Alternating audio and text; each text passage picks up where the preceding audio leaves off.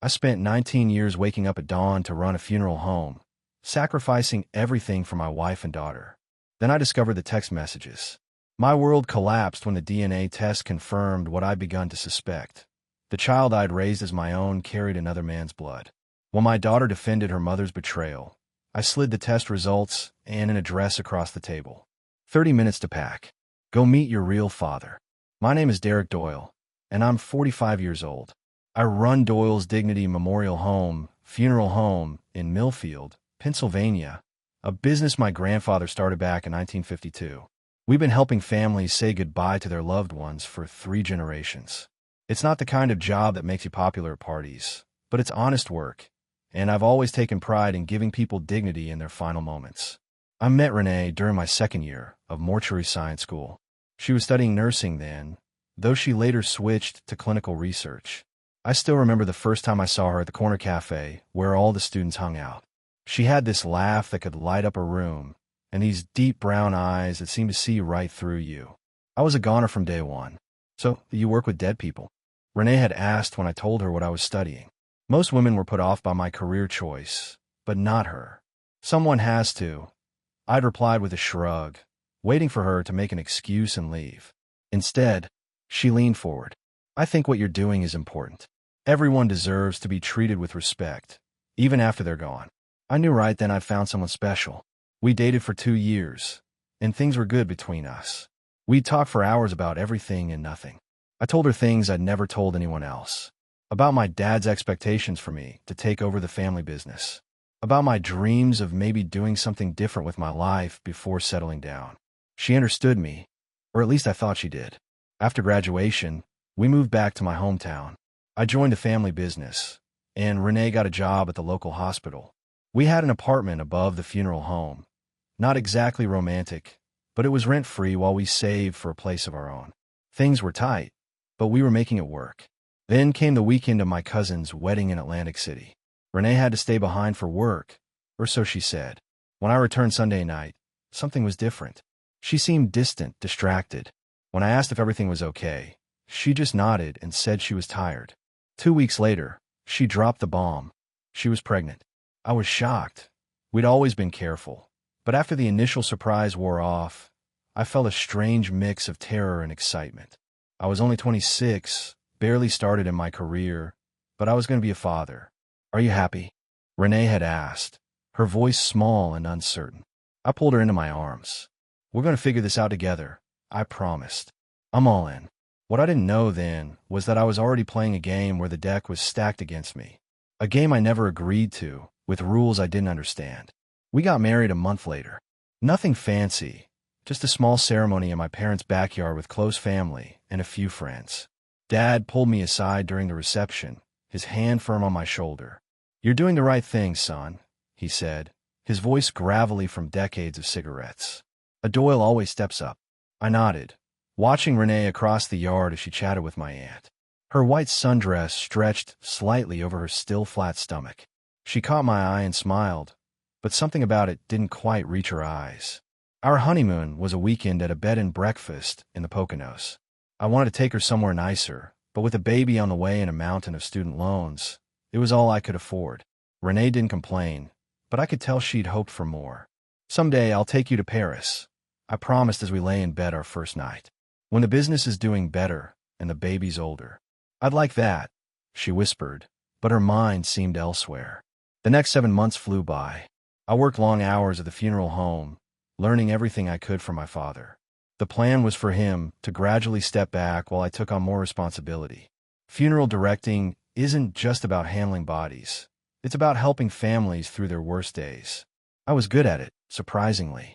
Dad said I had a natural empathy that put people at ease. Meanwhile, Renee's pregnancy progressed without complications. She decorated the nursery in yellows and greens. We decided not to find out the baby's gender. I'd come home exhausted from a long day, and she'd drag me into the tiny room to see new curtains or a crib mobile she'd found on sale. This baby is going to be so loved, she'd say, guiding my hand to feel the kicks and rolls.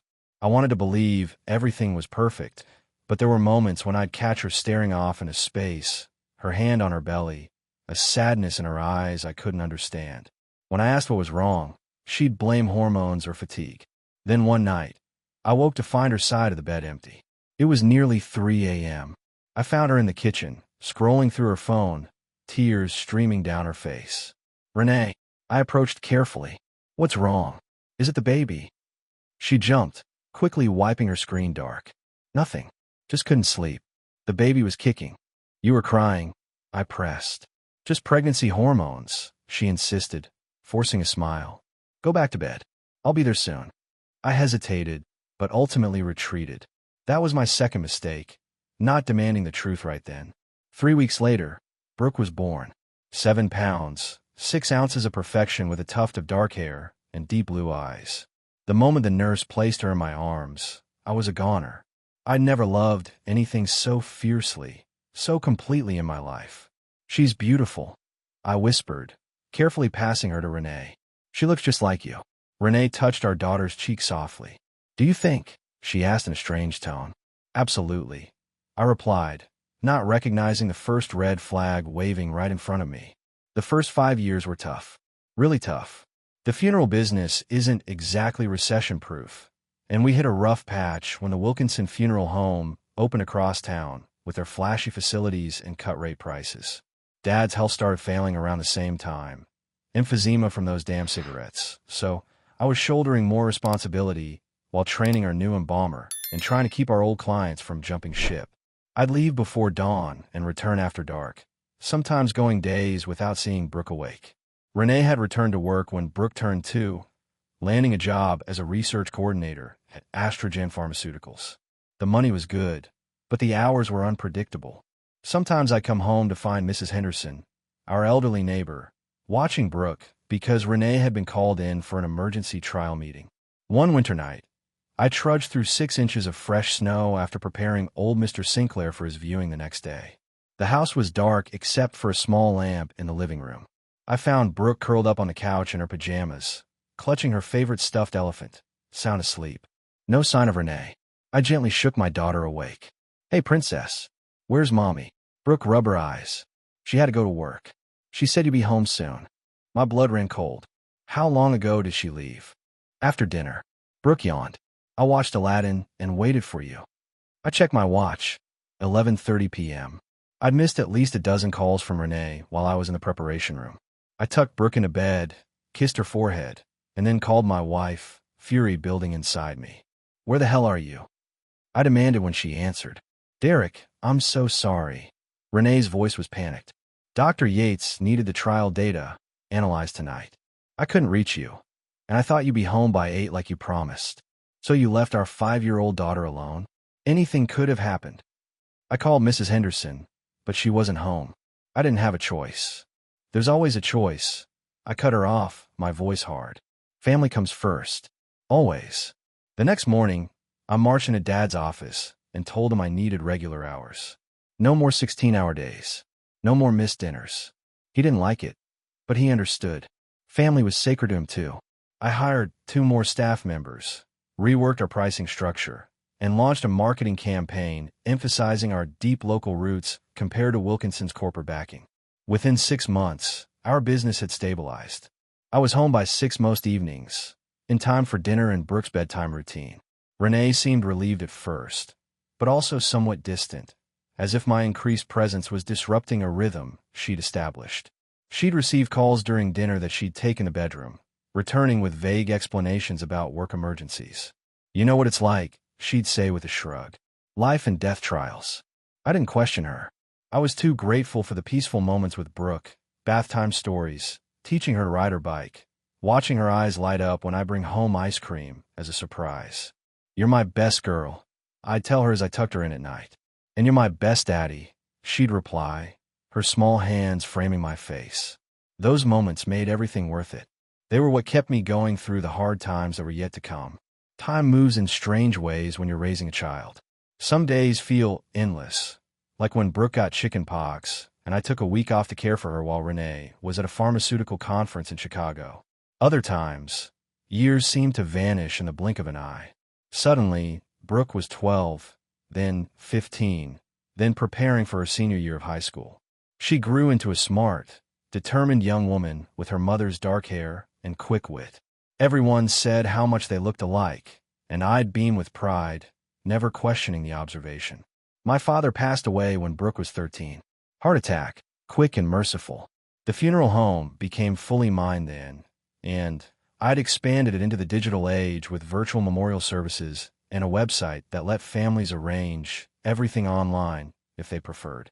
Business was solid, not making us rich, but comfortable enough that we could finally take that trip to Europe I'd promised Renee all those years ago. Paris, Rome, Barcelona. I remembered standing at the top of the Eiffel Tower, watching Renee gaze out over the city lights, thinking we'd finally made it. We'd weather the hard years and come out stronger. That's what I told myself anyway. Thank you for this, Renee had said, slipping her hand into mine. It was worth the wait. I squeezed her hand, believing in that moment that we were happy, that we were solid. After that trip, though, something shifted between us. Renee had been promoted to Director of Clinical Operations, which came with a substantial raise and even more responsibility. She'd be gone for days at a time on business trips, always returning with expensive gifts for Brooke and me, as if compensating for her absence. I hate being away, she'd say, but this is setting us up for a really comfortable retirement. I never complained. I had the funeral home running like clockwork with a team I trusted, which meant I could be home the evenings when Brooke needed help with college applications or wanted practice or debate arguments on me. One Friday night, Brooke was at a football game with friends, and I decided to surprise Renee by picking her up from work. We hadn't had a date night in weeks, and I thought we could grab dinner at Salvatore's, the Italian place where we had our first real date. I pulled into the Astrogen parking lot just after 6, surprised to see most of the spaces already empty. Renee had told me she'd be working late, finalizing protocols for a new trial. Her silver Audi was still there, parked near the research building. I texted her, "Outside your office. Thought I'd surprise you with dinner at Salvatore's." I waited 5 minutes. 10. No response. Annoyed, I got out of the car and headed toward the building. My access card from the company Christmas party still worked, letting me into the lobby. The security guard, Bill, recognized me with a nod. "Evening, Mr. Doyle. Looking for Renee?" "Yeah. Thought I'd surprise her. She's working late tonight." Bill frowned slightly. "She left about an hour ago. With Dr. Rhodes. Trevor Rhodes." The name registered vaguely. She'd mentioned him a few times as a new research director who'd transferred from the West Coast office. They carpooled. I asked, something cold settling in my stomach. Bill looked uncomfortable. "They've been leaving together pretty often lately." I assumed he knew. I forced a casual smile. "Of course. Must have got my wires crossed about tonight." "Thanks, Bill." I walked out, my dinner plans forgotten. Back in my car, I called Renee's cell. It went straight to voicemail. I sent another text. "Where are you? Stopped by your office, but you'd already left." I sat there for almost 30 minutes before a response came. "Sorry. Battery died. Having drinks with the team to celebrate trial approval. Be home by 10. I stared at the message, the words blurring as a sick feeling washed over me. 19 years of marriage, and this was the first blatant lie I'd caught her in. What else had I missed? I didn't confront Renee that night. Instead, I watched and waited, paying closer attention to the patterns I'd been blind to for years. The late nights, the weekend emergency meetings, the texts she'd smile at secretly, then quickly put her phone away when I entered the room. 2 weeks after the parking lot incident, I checked our cell phone bill. Dozens of calls and texts to the same number, more than she exchanged with me or even Brooke.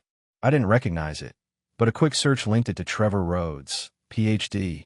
I'm not proud of what I did next, but when your gut screams that something's wrong, you listen. While Renee was in the shower, I used her fingerprint to unlock her phone. There they were, hundreds of messages between her and Trevor, going back almost 8 months.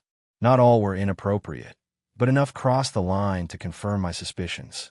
Plans to meet at a hotel in Philadelphia during her supposed conference. Inside jokes, reminiscing about that weekend in Atlantic City all those years ago. Atlantic City, where my cousin's wedding had been, when Renee had stayed behind for work. 19 years ago, right before she told me she was pregnant with Brooke. The realization hit me like a physical blow. I sat at the kitchen table, phone still in my hand, as pieces of a puzzle I never knew I was solving clicked into place. The way Renee sometimes looked at Brooke with an expression I couldn't read. How she'd changed the subject whenever genetic traits came up. That strange tone when I'd said Brooke looked just like her. "What are you doing with my phone?" I hadn't heard Renee enter the kitchen, her hair still damp from the shower. I looked up at her, this woman I'd spent nearly 2 decades with, suddenly a stranger. "How long have you been sleeping with Trevor Rhodes?" I asked, my voice calm despite the hurricane inside me. Her face went through a series of expressions, shock, then anger, finally settling on indignation. "You're going through my private messages? That's a violation of my trust." I laughed, the sound hollow. "That's rich, coming from you. Answer the question, Renee. It's not what you think." "Don't." I cut her off. "Don't insult me with lies. I saw the messages about Atlantic City 19 years ago." The color drained from her face. She sank into the chair across from me. "You were with him back then, weren't you? Right before you told me you were pregnant." Her silence was all the confirmation I needed. "Is Brooke mine?" I asked, the question physically painful to form. Renee's eyes filled with tears. "Derek, please. Is she mine?" My fist came down on the table, making our coffee mugs jump. The front door opened. "Mom?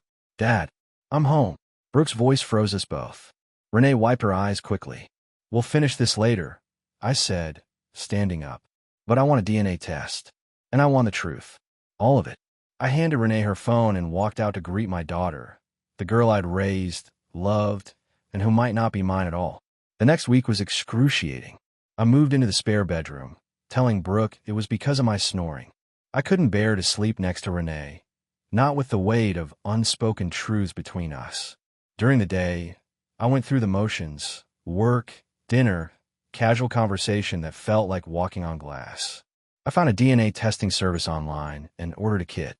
When it arrived, I stashed it in my desk drawer at work. I wasn't ready to use it. Using it would make this nightmare real. Brooke noticed the tension, of course. She was 18, not blind. "Is everything okay between you and Mom?" she asked one evening as we washed dishes together. Renee was upstairs on a work call. "Just some grown-up stuff we're working through," I replied, forcing a smile. "Nothing for you to worry about." Brooke didn't buy it. "Dad, I'm not a kid anymore. If something's wrong, I want to know."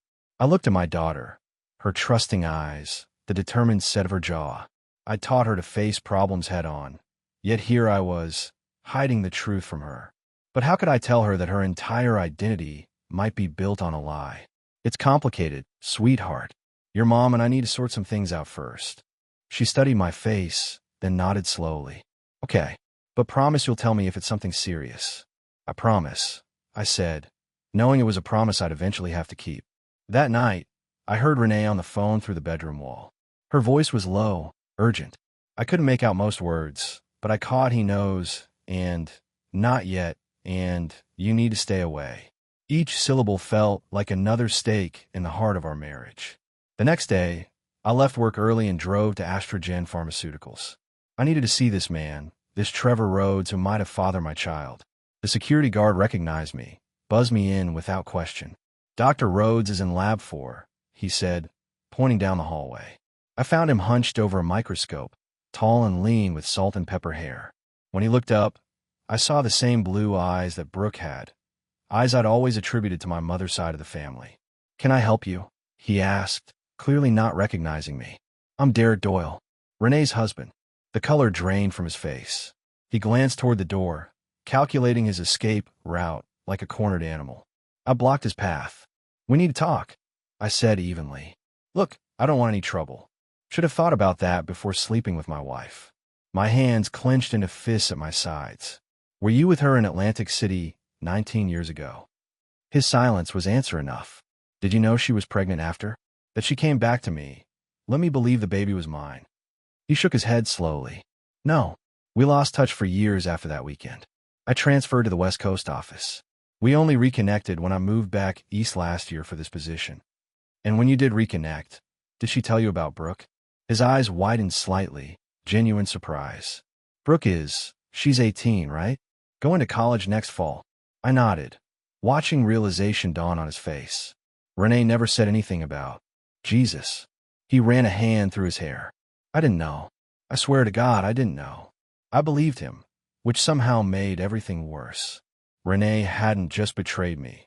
She kept the truth from everyone, creating a web of lies so tangled it was bound to collapse eventually. "Stay away from my family," I said, my voice deadly calm. "If I see you anywhere near my daughter, we're going to have a very different conversation." I turned to leave, my point made, when he called out, "She looks like my mother." The pictures Renee showed me. She has the road's eyes. I didn't turn around. I couldn't let him see what those words did to me. The DNA testing kit sat on my bathroom counter for 3 days. I'd stare at it every morning while brushing my teeth, then walk away. Taking that test meant accepting that my life might be built on lies. That Brooke, my greatest joy, my reason for pushing through the hardest days, might not be my flesh and blood. On the 4th day, I made my decision. I took the kit to work, where I carefully swabbed the inside of my cheek. Later that evening, I found one of Brooke's discarded hairbrushes and collected several strands with intact roots. The deception felt wrong, but I needed to know without dragging her into this mess. At least not yet. I packaged everything according to instructions and dropped it at the overnight shipping depot. 3 to 5 business days, they promised. 3 to 5 days to learn if 19 years of fatherhood had been a lie. The wait was unbearable. Renee made several attempts to discuss the situation, but I shut her down each time. "We'll talk when I have the results," I told her. "Until then, I don't want to hear any more lies." At work, I went through the motions, meeting with grieving families, preparing bodies, handling paperwork. The familiar routines kept me sane. I'd built this business into something my father would be proud of, carrying on a legacy of dignity and compassion in the darkest moments of people's lives. That was real, regardless of what the DNA test showed. Brooke sensed the growing tension. She cornered me in my home office one evening, arms crossed in a stance that mirrored her mother's. "Dad, what's really going on? Mom barely eats, you're sleeping in the guest room, and both of you act like everything's normal when I'm around." I'm not stupid. I looked at my daughter, this smart, perceptive young woman who deserved better than to be shielded from the truth. But timing mattered. I needed certainty before upending her world. "You're right," I admitted. "There are some serious problems between your mom and me right now. Once I have more answers, I promise we'll sit down and talk about everything." She studied my face, then nodded slowly. "Is it?" She hesitated. "Are you guys getting a divorce?" The question hit like a punch to the gut. Until that moment, I hadn't allowed myself to think that far ahead. Was our marriage over? Could anyone recover from this level of deception? "I don't know, sweetheart," I answered honestly. "That depends on a lot of things we still need to figure out." She surprised me by wrapping her arms around me in a fierce hug. "Whatever happens, I'm here for you, Dad. Always." I hugged her back, fighting tears. No matter what that test showed, this was my daughter. Biology be damned. The email notification came while I was preparing Mr. Jenkins for his viewing. "Your results are ready," it said simply. I finished my work methodically. Mr. Jenkins deserved my full attention, and I'd built my reputation on never rushing this sacred process. But my hands trembled slightly as I made the final adjustments to his tie. I waited until I was alone in my office, door locked, before logging in to view the results.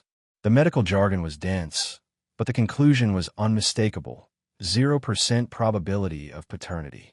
Brooke wasn't my biological daughter.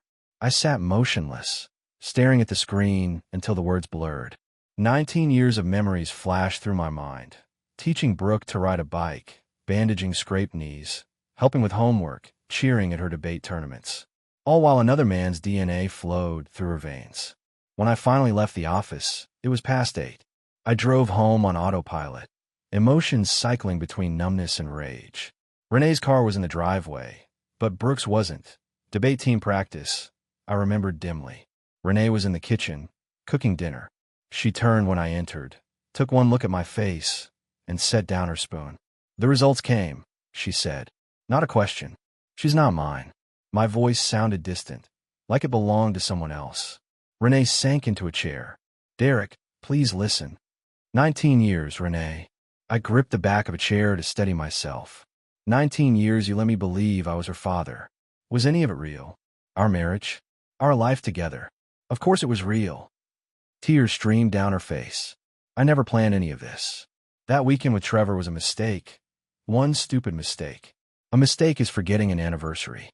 A mistake is burning dinner. This. I gestured between us. This is a betrayal so deep, I can't even wrap my head around it. I was going to tell you when I found out I was pregnant, she pleaded. But then you were so excited, already making plans for the nursery, talking about names. I convinced myself it might still be yours. And when she was born, when she grew up looking nothing like me, what was your excuse then? I was afraid. Renee's voice rose. Afraid of losing you, losing our family. By then, you loved her so much. She was your daughter in every way that mattered. Don't you dare tell me what matters. My fist crashed down on the table. You took away my choice. You made me live a lie. The front door opened. Brooke called out, I'm home. Sorry I'm late. Coach Morgan kept us for extra. She stopped in the doorway, taking in the scene. Renee, crying, me standing rigidly, the tension thick enough to cut. What's going on? She asked, looking from her mother to me. Everything inside me wanted to shield her from this ugliness, but the truth couldn't stay buried any longer. Your mother has something she needs to tell you, I said, my voice deadly calm. Renee's confession to Brooke was halting, filled with tears and self-justification. I stood silently, arms crossed, as 19 years of lies unraveled in our kitchen. Brooke sat motionless, her face draining of color with each revelation. When Renee finally finished, the silence was deafening. So Dad's, not my real father. Brooke's voice was barely audible. Biologically, no, Renee admitted, but in every other way. Stop. Brooke raised her hand. Just stop talking. She turned to me, eyes brimming with tears. Did you know? All this time. I just found out. I answered, my heart breaking for her. The DNA test results came today. You took a DNA test without telling me. Her voice rose, tinged with betrayal. I needed to know the truth, I said. I was going to talk to you after. After what? After you decided how to handle poor Brooke and her fake identity. She stood abruptly, chair scraping against the floor. Renee reached for her. Honey, please. Don't touch me. Brooke jerked away. My whole life is a lie. Do you understand that? Everything I thought I knew about myself is wrong. Not everything, I said quietly. You're still the same person, Brooke. Am I? Her eyes flashed with anger. Because I thought I was Derek Doyle's daughter. I thought I came from a family that valued honesty and integrity. I guess that was all bull. Watch it, I warned, though I understood her rage. Where is he? She demanded, turning to Renee. This Trevor person. I want to meet him. Renee looked terrified. I don't think that's a good idea right now. You don't get to decide that anymore. Brooke shouted. You've been making decisions for everyone for 19 years. You're done. She turned to me, her anger softening slightly. Did you know where he is? I hesitated, then nodded. I met him. At your mother's workplace. I want his address, she said firmly. I deserve to know who I really am. I reached for my phone, pulled up the information I had gathered on Trevor Rhodes. I had his address, phone number, everything. I'd done my homework.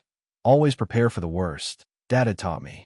I wrote the address on a slip of paper, hesitated, then handed it to her. Brooke, think about what you're doing, Renee pleaded. You're upset. My daughter defended her mom over what she called a small 19-year-old affair. I cut in, my voice ice cold. I pulled out the DNA test results and handed those to Brooke too. Here's your real dad's address. You've got 30 minutes to pack your things if you want to go find your truth. The silence after Brooke left was deafening. Renee collapsed into a chair, sobbing. I stood by the window, watching our daughter, no, my daughter, biology be damned, throw a hastily packed bag in her car and drive away. What have you done? Renee whispered, her voice raw, sending her to him like that. I gave her a choice. I replied evenly. Something you never gave either of us. The divorce papers were filed the following week. I moved into the apartment above the funeral home, just like when Renee and I were first married. Life has a way of coming full circle. Brooke met Trevor Rhodes that night. She later told me he'd been shocked, overwhelmed, but ultimately welcoming. They were building a cautious relationship, getting to know each other as adults. I couldn't begrudge her that connection. She had a right to understand her origins. What surprised me was that she still came to me for advice, still called me Dad. 3 weeks after she left, she appeared at the funeral home after hours, sitting in my office like she'd done countless times growing up. I've been thinking about something you always taught me, she said, about how what matters in life isn't what happens to you, but how you respond to it. I nodded, waiting. I'm furious with Mom, she continued. What she did was unforgivable. But I've realized something important. You're my father. Biology doesn't change the fact that you're the one who raised me, who taught me what it means to have integrity, to take responsibility. Her words loosened something tight in my chest. I'd make the same choice again, I told her. To be your father. In a heartbeat. She smiled through tears. I know. That's why I'm going to be okay. 6 months later, I sold the funeral home to a young mortician with the same passion for the work that I once had. I needed a fresh start, away from the memories and the whispers of small-town gossip. I bought a modest house near Brooks College, close enough for Sunday dinners, but not so close as to crowd her newfound independence. I even met Trevor once, a stilted but civil conversation over coffee. He seemed like a decent man caught in the same web of deceit that had entangled me. As for Renee, I heard she'd moved to Philadelphia for a fresh start of her own. The divorce was finalized without drama. I wanted nothing from her except my freedom. Sometimes I think about those 19 years of marriage, wondering if any of it was real. But then I look at Brooke, her strength, her resilience, her unflinching integrity in the face of life's hardest truths. And I know at least one good thing came from it all. I haven't forgiven Renee. Some betrayals cut too deep for that.